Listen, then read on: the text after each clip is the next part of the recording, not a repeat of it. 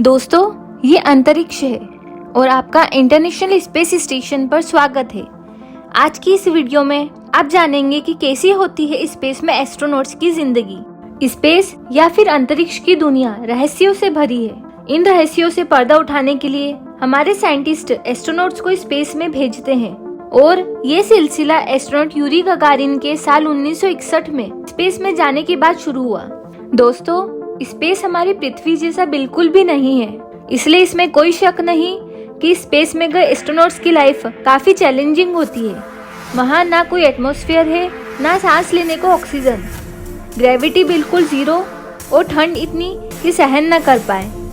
Astronauts अपने special suits में ही अंतरिक्ष में जाते हैं, लेकिन क्या ये सूट पहनकर इनकी सारी प्रॉब्लम सोल्व हो जाती है? वो क्या क्या चैलेंजेस है जो इन एस्ट्रोनॉट्स को स्पेस में फेस करने पड़ते हैं और कैसी होती है इंटरनेशनल स्पेस स्टेशन पर इनकी जिंदगी? ऐसे ही कई सवालों के जवाब लेकर हाजिर है हम द मास डायनामिक की इस वीडियो में। दोस्तों, स्पेस पर जाना धरती की किसी और जगह पर जाने जैसा बिल्कुल भी नहीं है। ये एक बिल्कुल ही अलग अनुभव होता है। इस दौरान एस्ट्रोनॉट्स कई फिजिकल और मेंटल चैलेंजेस से गुजरते हैं, जिसकी ट्रेनिंग वे कई महीने या फिर कई सालों करते हैं। स्पेस में जाने वाले इन एस्ट्रोनॉट्स का ठिकाना बनता है international space station. International space station पृथ्वी को 400 किलोमीटर की दूरी से परिक्रमा करने वाली एक एडवांस्ड लेबोरेटरी है, जिसे अमेरिका सहित 16 देशों ने मिलकर 120 बिलियन डॉलर की लागत से बनाया है। पृथ्वी से जाने वाला कोई भी विमान ISS से जाकर मिल सकता है। एस्ट्रोनॉट्स या तो अपने शिप में या फिर इस प्ले स्टेशन में रहकर ही स्पेस का अध्ययन करते हैं। पहले जानते हैं कि स्पेस में एस्ट्रोनॉट्स का काम होता क्या क्या है। जाने तो सही वो क्या क्या ड्यूटीज है जो उन्हें स्पेस में परफॉर्म करनी होती है। तो दोस्तों, ISS पर रह रहे वैज्ञानिकों के ये 5 काम उनके डेली रूटीन का हिस्सा होते हैं। पहला, स्पेस का अध्ययन और एक्सपेरिमेंट्स परफॉर्म करना। दूसरा, इंटरनेशनल स्पेस स्टेशन की मेंटेनेंस और मरम्मत। तीसरा होता है डेली एक्सरसाइज, जो स्पेस में बहुत जरूरी है।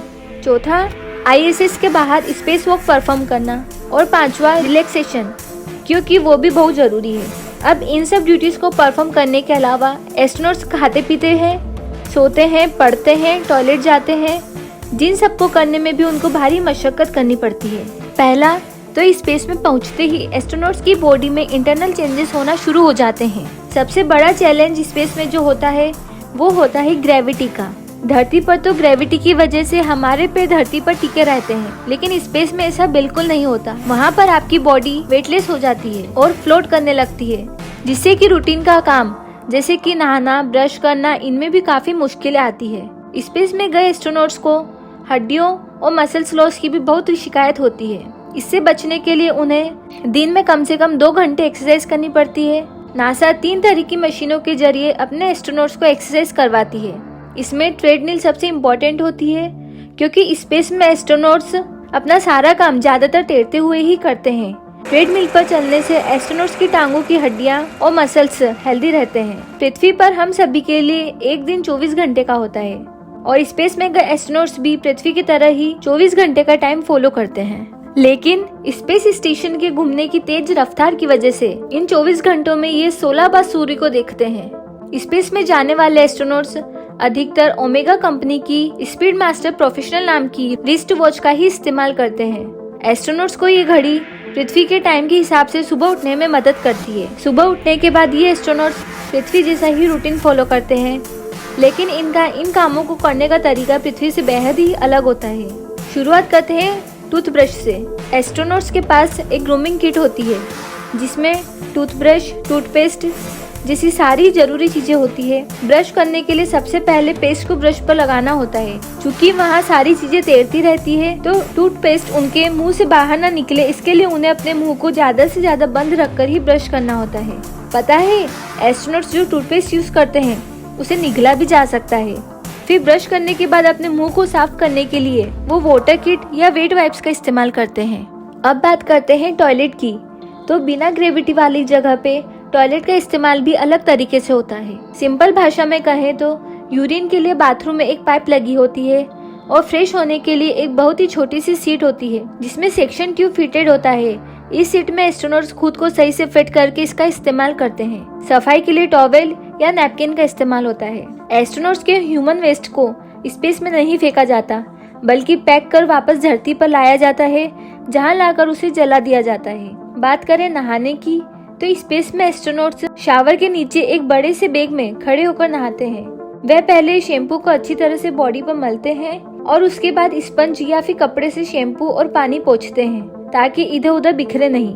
शुरुआती स्पेस मिशंस के दौरान एस्ट्रोनॉट्स यूरिन को ऊपर स्पेस में ही फेंक दिया करते थे, लेकिन अब एस्ट्रोनॉट्स का यूरिन भी फिल्टर होकर फिर से स्टेशन के ड्रिंकिंग वाटर सप्लाई में डाल दिया जाता है। स्पेस स्टेशन पर किसी भी चीज को वेस्ट नहीं किया जाता। आखिरकार इसे हफ्ते के 7 दिन और 24 घंटे इसमें रहने वाले एस्ट्रोनॉट्स को साफ पानी, हवा और पावर प्रोवाइड जो करनी होती है। सुबह फ्रेश होने के बाद ये एस्ट्रोनॉट्स ब्रेकफास्ट करते हैं। नाश्ते में यहाँ भी घर की तरह ही किचन ब्रेड होता है। यहाँ पर खाने की सारी चीजें डिहाइड्रेटेड फॉर्म में ही होती है ताकि वो लंबे समय तक खराब ना हो सके। आमतौर पर खाने में अंडा, मीट, ब्रेड और सब्जियां होती है। ये स्पेशली फूड ग्रेडेड आइटम्स जो जापान, रूस और अमेरिका में ही तैयार किए जाते हैं। खाने के बर्तन भी खास तरह के होते हैं ताकि जीरो ग्रेविटी में कांटे और चम्मच उड़कर किसी की आंखों में ना घुस जाए। इसके बाद एस्ट्रोनॉट्स अपने कंप्यूटर और इक्विपमेंट्स को चेक करते हैं।